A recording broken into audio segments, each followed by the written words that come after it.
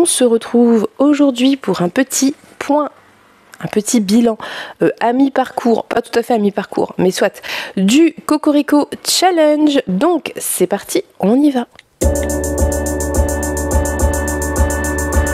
Je vous disais un petit bilan à mi-parcours, mais pas du tout, on va juste faire le bilan de septembre. J'en ferai un pour octobre et un pour novembre. Et peut-être que novembre sera l'occasion de faire un espèce de bilan complet de tout ce que j'aurai lu, sans revenir dans les détails, puisque là je vais être un petit peu plus précise et je vais essayer d'être de plus rentrée dans mes lectures, mais nous verrons comment ça s'organise.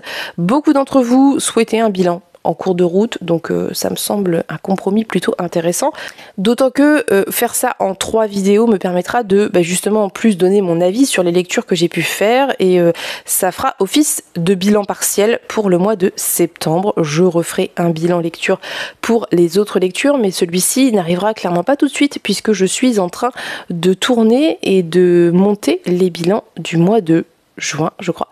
Donc autant vous dire que c'est pas demain, mais ça va arriver.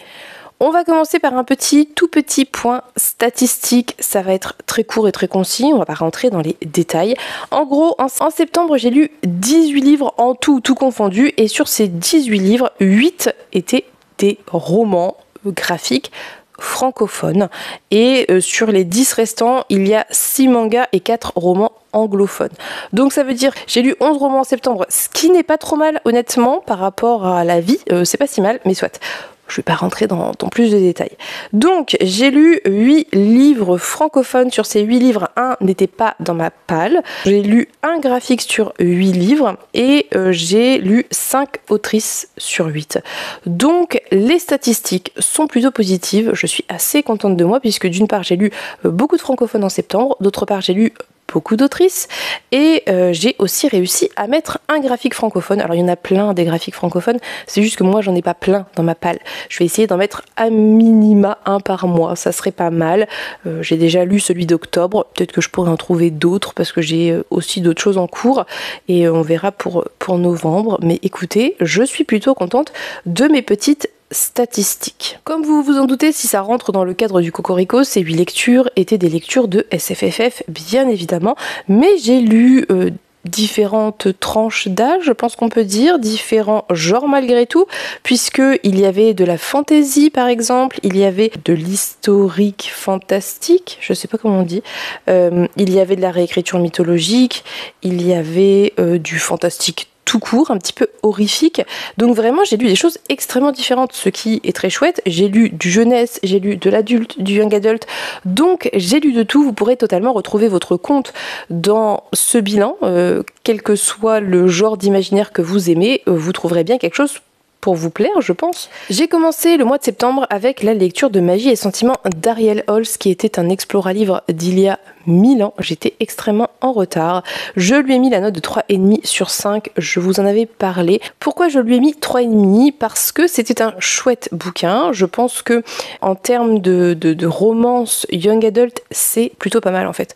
Ça veut dire que ça fonctionne bien. C'est basé sur des tropes qui fonctionnent bien, qu'on aime bien de manière générale. On a un double couple, donc on trouve forcément son compte dans l'histoire parce qu'on a un peu un enemy to lovers et juste 2 gens qui se rencontrent et qui s'apprécient assez naturellement. Donc on peut retrouver son compte dans ces 2 histoires d'amour.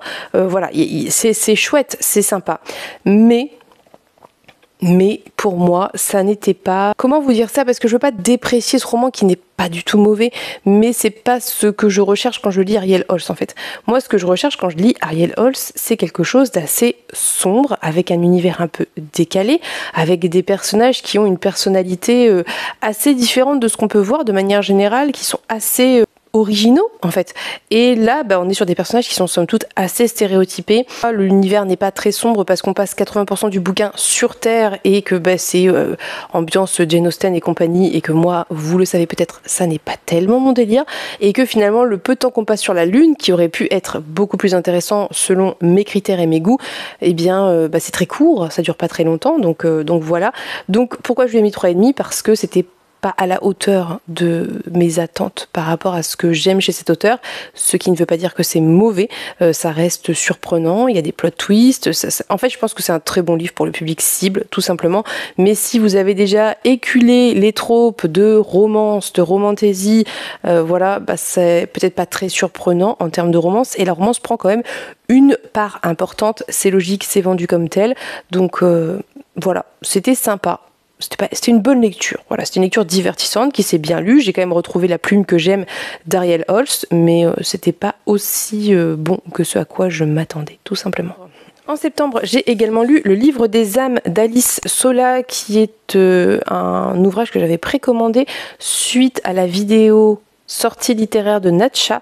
C'est une toute petite maison d'édition, j'avais envie de soutenir cette petite maison d'édition et puis j'avais envie de découvrir aussi cet ouvrage parce que le pitch était somme toute assez prometteur, puisqu'ici on va suivre une femme qui depuis très longtemps, des temps immémoriaux, garde une bibliothèque qui regroupe tout le savoir de l'humanité. Elle a un apprenti et elle va le retrouver mort un jour, un soir d'ailleurs, dans la bibliothèque, et donc une espèce d'enquête va démarrer suite à ça.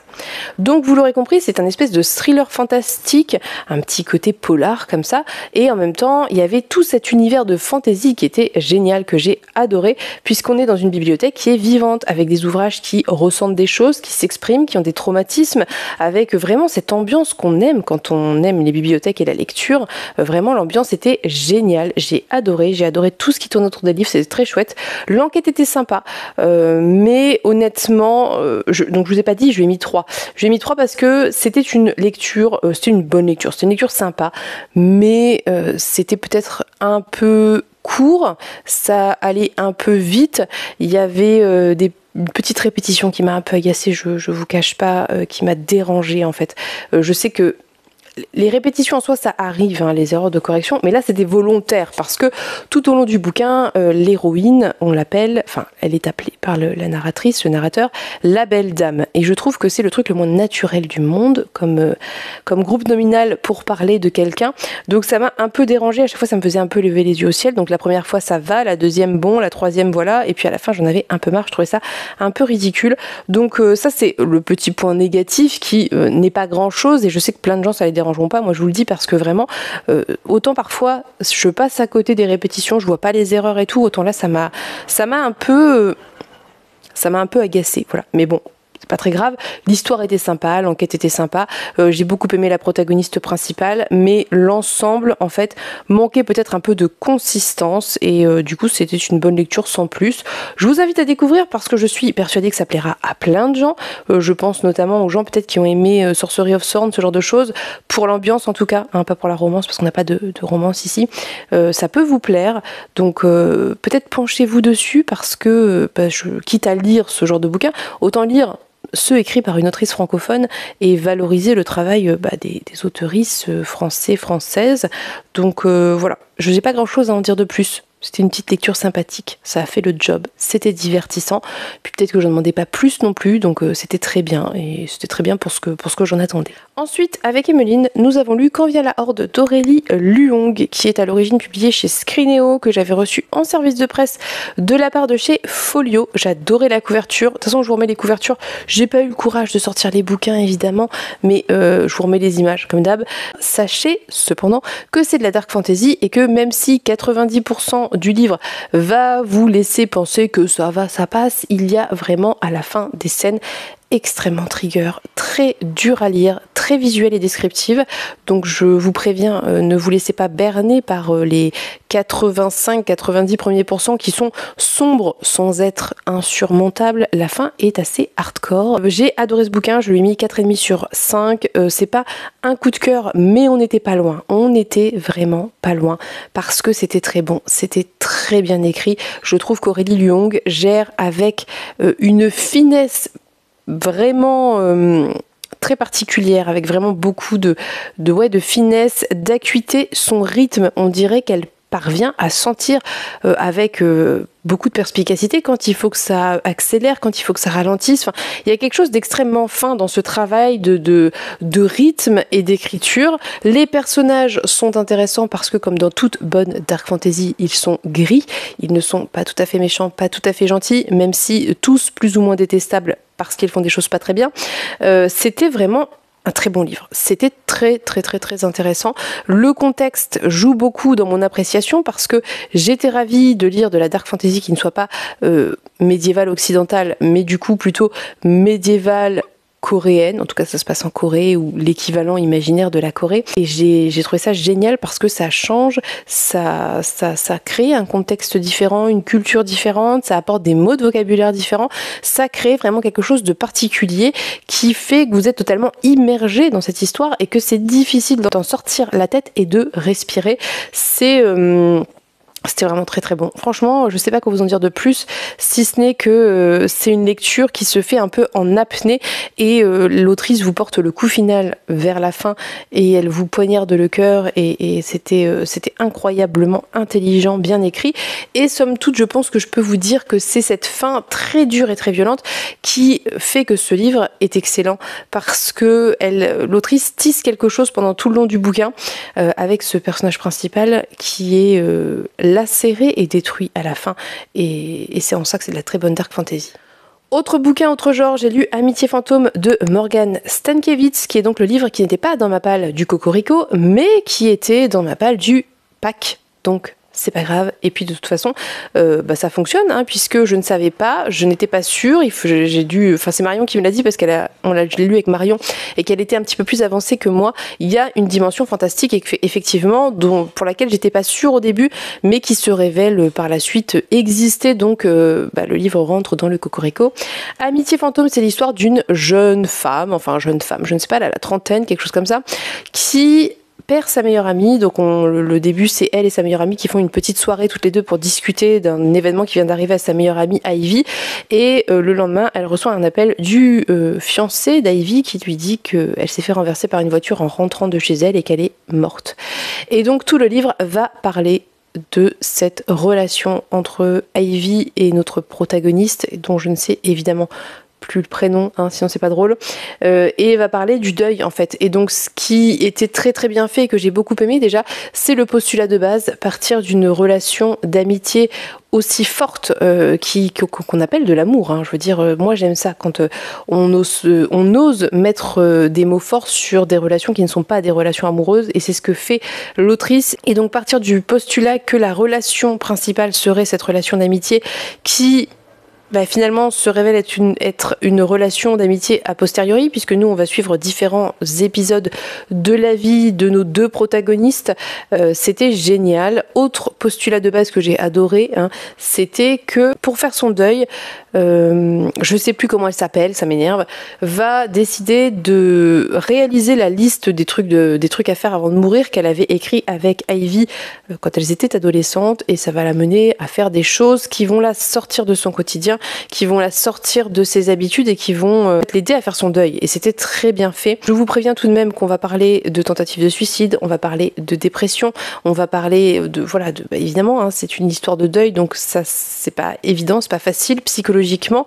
Et si vous êtes sensible à ça, je vous le dis, sachez que c'est pas forcément évident. Moi, honnêtement, finalement, le seul reproche que j'ai à faire à ce livre, et c'est très personnel, c'est que j'ai trouvé ça bien fait, j'ai trouvé ça beau, j'ai trouvé que Morgan Stankiewicz arrivait à décrire ce que ressentait la protagoniste principale avec beaucoup de finesse, et on comprenait ce qu'elle ressentait, ce qu'elle traversait, mais je ne me suis pas sentie personnellement impliquée ou touchée. Je n'ai pas versé de larmes, je n'ai pas été triste, c'était très beau, très bien écrit, en tout cas les passages de narration étaient très beaux et très bien écrits, mais je ne me suis pas sentie personnellement impliquée plus que ça, et je pense que c'est totalement dû à ma personne. C'est pas que c'est mal fait, c'est moi, pour deux raisons très personnelles, mais du coup c'est un reproche sans en être un, elle y peut rien. Morgane Stankiewicz, elle a très bien fait son truc, c'est juste que moi, personnellement, je n'ai pas été spécialement touchée, mais j'ai trouvé ça intéressant, j'ai trouvé ça bien écrit. Je vous préviens aussi, et je sais que ça peut déplaire, ça peut en tout cas être déstabilisant, même si moi j'ai trouvé ça plutôt bien fait, qu'il y a une très très forte dichotomie entre l'écriture de tout ce qui va être passage narratif et l'écriture des dialogues, parce que les dialogues sont extrêmement modernes, réalistes, comme des dialogues que nous on peut avoir entre nous, et ça fait bizarre à l'écrit. Alors c'est un parti pris intéressant, mais ça fait bizarre à l'écrit quand on n'est pas habitué. Du coup, je ne vous ai pas dit, j'ai mis 4 étoiles, ce qui est une très bonne note, hein. J'ai beaucoup aimé, je trouvais ça très chouette. Le graphique que j'ai lu ce mois-ci, c'était Elliot au collège de Théo Grosjean, donc mon année de 5e je crois, enfin en tout cas c'est l'année de 5e d'Elliot, que j'ai beaucoup aimé. Je lui ai mis la note de 4,5 parce que c'est pas un coup de cœur absolu, mais c'était vraiment pas loin parce que c'était vraiment très chouette. J'ai trouvé que ce deuxième volume parvenait parfaitement à renouveler le premier, c'est-à-dire que dans le premier on a la situation initiale d'Elliot qui arrive au collège, et ce deuxième va explorer de nouvelles choses, il va explorer les relations d'amitié, il va explorer les relations aussi d'enfants harceleurs harcelés, et que parfois les enfants harcelés peuvent devenir des harceleurs. Ça parle de plein de choses et c'est très bien fait. En fait, je pense que Théo Grosjean réussit très bien, comme parviennent à le faire certaines personnes, et je trouve ça génial, à se souvenir peut-être de ce qu'il ressentait quand il avait 12 ans et à le retranscrire avec beaucoup de justesse. En tout cas, moi, j'ai relate quand j'ai lu ce bouquin, et je pense que ça peut totalement parler au public cible, aux enfants du collège, parce que ça parle à la fois de choses futiles, de réseaux sociaux, etc., mais aussi de blessures que peuvent se faire subir les enfants les uns les autres, de moments difficiles, de honte, de gêne, d'évolution dans les relations, d'amitié, de premier intérêt amoureux, etc. Donc bref, c'était très bon, j'ai beaucoup aimé, j'aime beaucoup ce que fait Théo Grosjean, je suis une fan convaincue, et c'est pour ça que je vous dis que j'aurai peut-être d'autres livres, d'autres graphiques à lire, puisque je suis en retard déjà dans Elliot au collège, le 4e est sorti, enfin le 3e qui représente l'année de 4e est sorti, et dans L'homme le plus flippé du monde. Donc peut-être que je me procurerai un ou plusieurs de ces ouvrages et que je les lirai en octobre ou en novembre. Ensuite, en septembre, j'ai lu L'éveil du Palazzo de Léo Henry, qui est donc le tome 2 de la saga 1000 saisons, qui est un tome un peu particulier, un peu à part, qui ne s'inscrit pas dans l'arc narratif principal, mais c'est dans le même univers. Vous pouvez le lire indépendamment, je pense, d'après ce que j'ai cru comprendre. L'éveil du Palazzo, c'est l'histoire de... J'ai encore un trou de mémoire. Un jour, je ferai bien mon travail et je penserai à écrire les prénoms des protagonistes. Bref, on suit un jeune garçon qui est un préadolescent, qui s'est enfui quand il était enfant et qui a été recueilli par un vieil homme qui devient son maître et qui lui apprend plein de choses, mais quand je dis plein de choses, c'est plein de choses, hein, genre la bagarre et tout quoi. Et son maître est un peu particulier, on le sent dès le début parce que il a l'air tout décati, tout frêle, et en fait il sait se battre comme un maître ninja, et il est énuclé, donc il n'a plus Dieu. Et donc au tout début, ce maître va être arrêté, enlevé par l'une des forces de l'ordre de cette cité, et notre protagoniste, donc Lazario, c'est revenu. Lazario n'aura de cesse que de retrouver son maître, et il va partir à la quête de ce maître et rencontrer plein de protagonistes différents, revoir des protagonistes de son enfance et en rencontrer de nouveaux, et c'est un livre que j'ai beaucoup aimé, je lui ai mis 4 étoiles sur 5, j'ai trouvé que c'était vraiment excellent, vraiment une excellente lecture. Si vous cherchez de la fantaisie légèrement parodique, décalée, un peu à la Pratchett. Si vous cherchez de la fantaisie qui va réussir, bien que la plume soit très adulte, assez complexe, pas complexe, mais trop complexe pour un enfant, et très riche en termes de vocabulaire, hein, mais à vous replonger dans vos émotions peut-être d'enfance quand vous lisiez de la fantaisie enfant. Vraiment, c'était très très réussi de ce point de vue-là. Si vous recherchez de la fantaisie engagée qui va parler de thématiques d'actualité, notamment autour des pauvres et des riches et de tout ça, si vous cherchez une très belle plume, vraiment très... j'adore la plume de Léo Henry, avec un univers décalé, pertinent, intelligent. Il faut lire Léo Henry, lisez Léo Henry, je trouve qu'on ne voit pas assez cette saga passer et je ne comprends pas pourquoi. Je pense que ça se joue peut-être à ces couvertures qui ont l'air très jeunesse, mais parce que ça va parler à votre âme d'enfant, il y a quelque chose de cosy dans ces bouquins, alors même qu'il se passe des choses dramatiques, mais il y a quelque chose de très cosy dans cette plume, de réconfortant en fait. Moi quand je lis Léo Henry, j'ai l'impression d'être dans une espèce de plaid très chaud et je sais pas, il y a quelque chose qui joue avec ces vibes de l'enfance, avec ce côté réconfortant, c'est incroyable. Franchement, c'est très très bon. Et j'ai pris plaisir à y retourner. J'ai pris plaisir à voir la manière dont Léo Henry parlait d'actualité de manière détournée et parvenait à montrer l'absurdité de certaines choses. J'ai été surprise par le plot twist. Donc c'est un 4 étoiles. C'est un très gros 4 étoiles. C'était vraiment très très chouette. Ensuite, j'ai lu Le chemin de la dame de Marie-Noël Pichot, qui est donc d'une espèce de fantaisie fantastique, historique, un peu, voilà, c'est un peu tout ça à la fois. Je vous en ai parlé récemment, donc je vais essayer d'être assez concise. En gros, on suit des jeunes gens pendant la Première Guerre mondiale. Certains vont être appelés, enfin les garçons, 2 garçons du groupe, vont être appelés au front et un seul d'entre eux va revenir mutilé.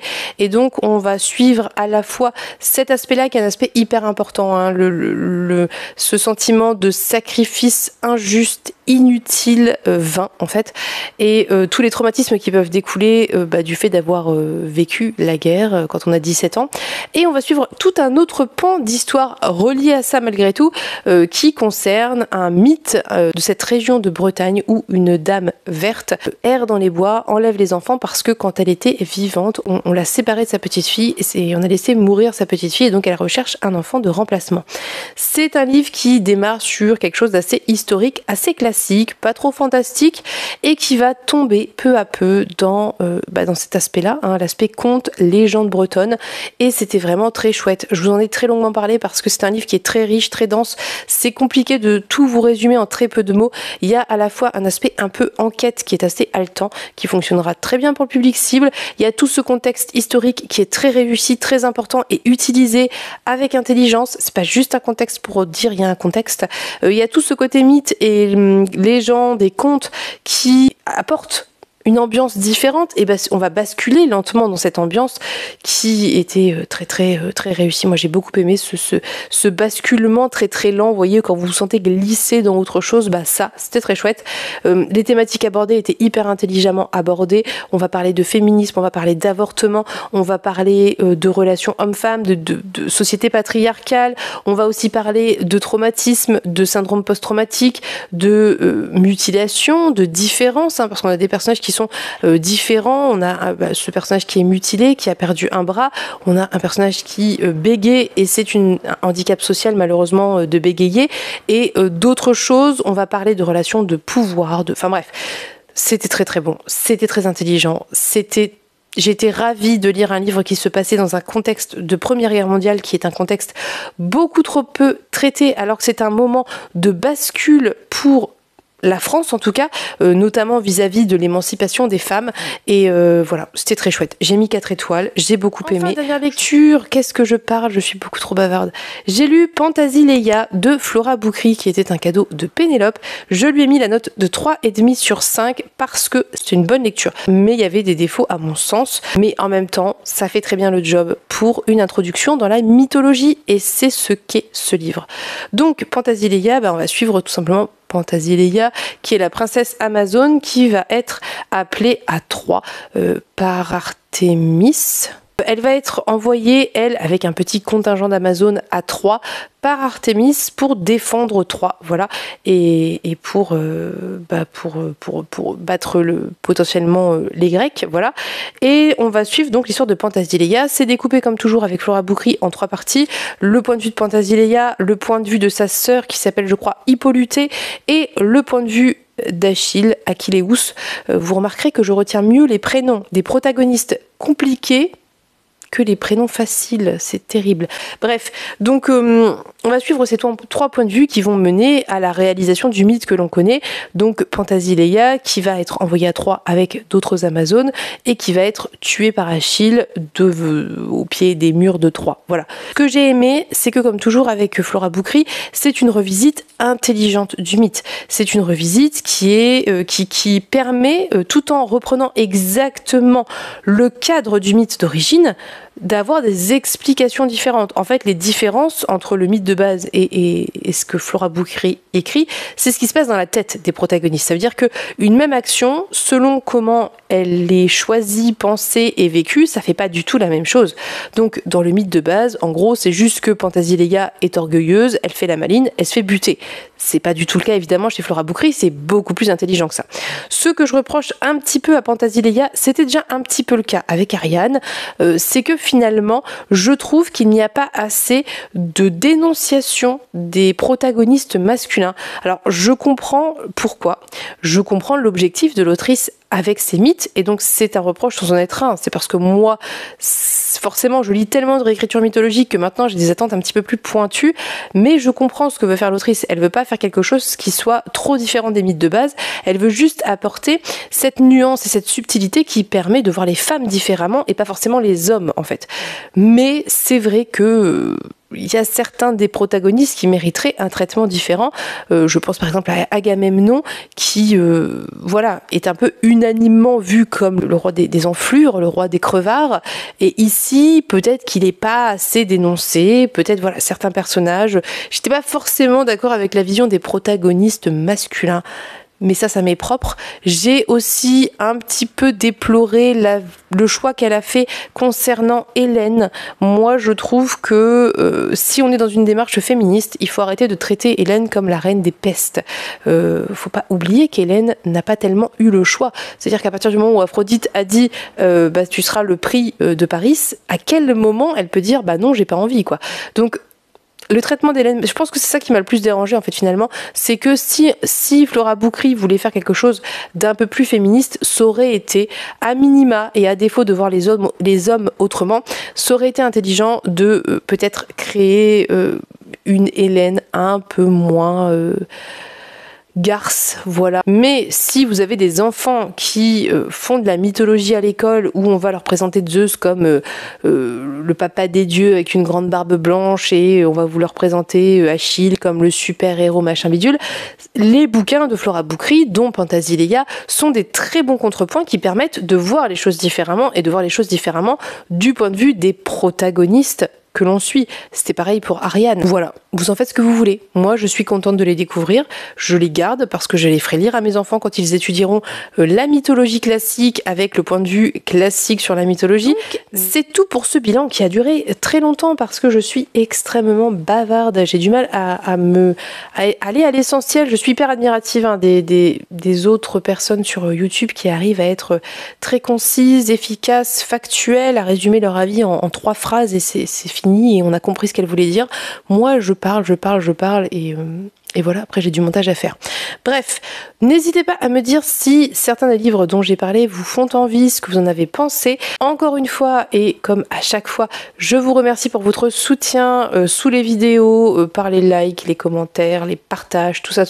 C'est adorable. Je vois que plein d'entre vous qui, je pense, regardent régulièrement les vidéos, font l'effort de laisser un petit quelque chose, une petite trace de leur passage. Peut-être qu'ils sont pas forcément à l'aise. Je dis ils, mais c'est que des femmes. Peut-être que vous n'êtes pas forcément à l'aise avec ça, mais vous le faites quand même et c'est vraiment hyper mignon et hyper adorable. Donc je vous en remercie, ça me touche beaucoup. En attendant, je vais vous laisser. Donc je vous souhaite à tous et toutes une très belle journée. Je vous fais de très gros bisous et on se dit à bientôt pour une prochaine vidéo. Bye bye!